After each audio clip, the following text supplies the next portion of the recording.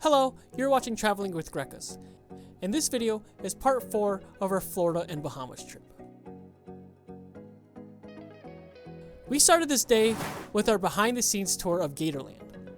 Our first impression when we got there was that it was way bigger than we anticipated. We plan on doing a future video about our experience with the behind-the-scenes tour, so stay tuned for that video, but we highly recommend it if you get the chance.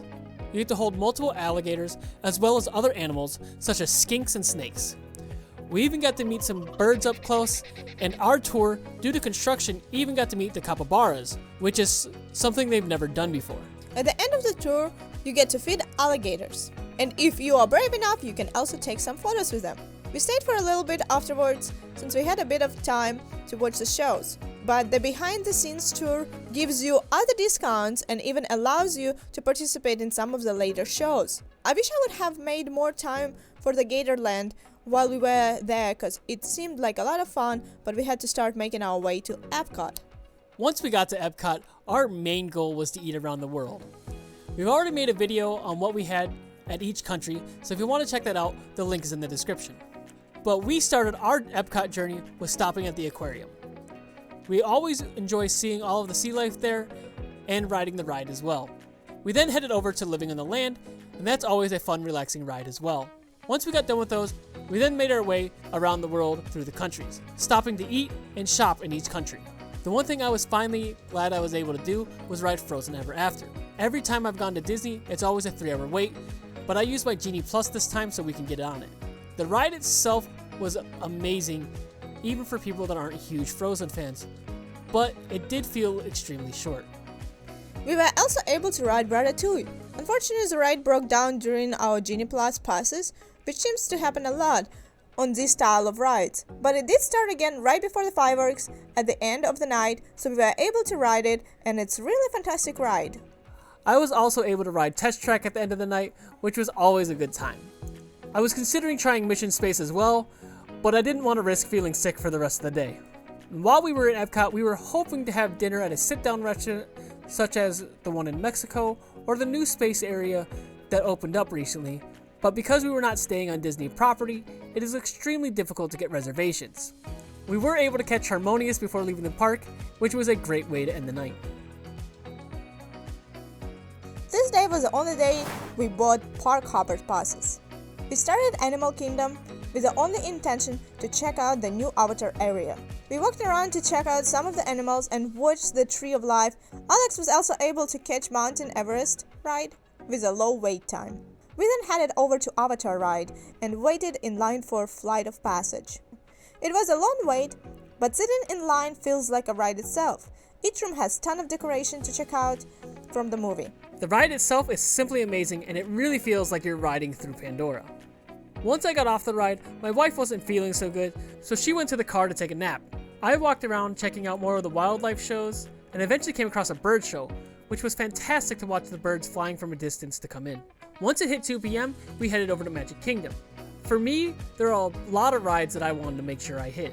The first one we jumped on was Pirates of the Caribbean. Even after years, it's still one I love riding. Another favorite of ours is Haunted Mansion. However, I was a bit confused because I thought I remembered when I was younger that the ghost sat next to you instead of on top of the car.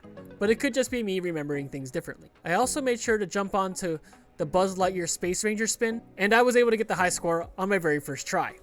And then I ran over to Space Mountain right after to enjoy the fun ride in the dark.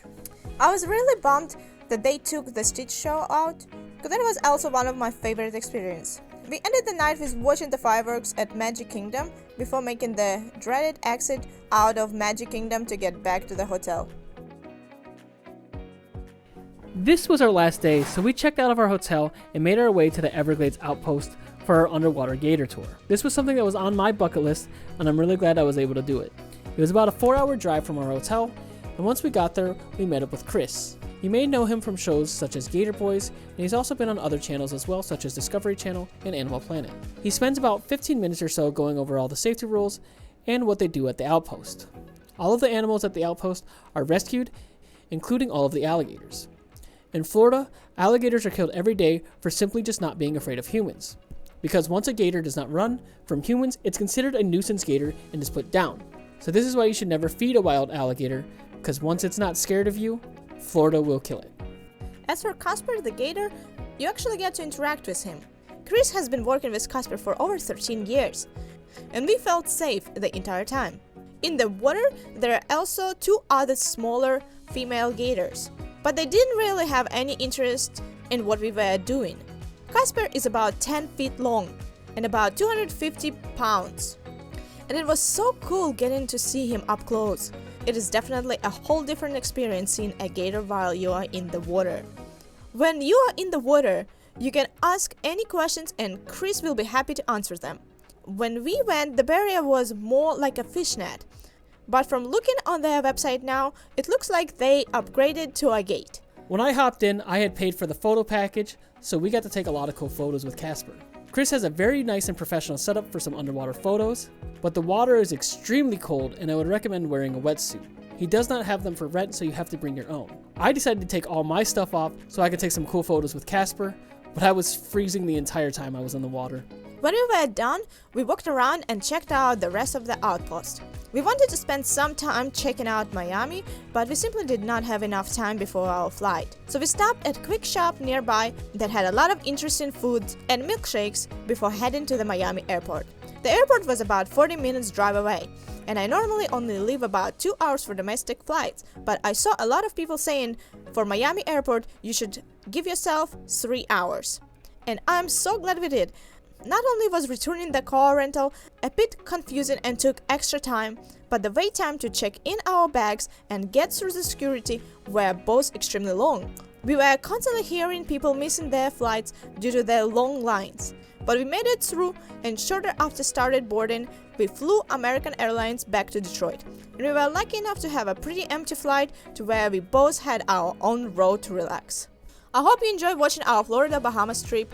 It was a lot of fun, and we always find ourselves wanting to come back to Florida. Between cruises, Disney, Universal, and all of the nature Florida has to offer, it is going to be a state we will continually go back to.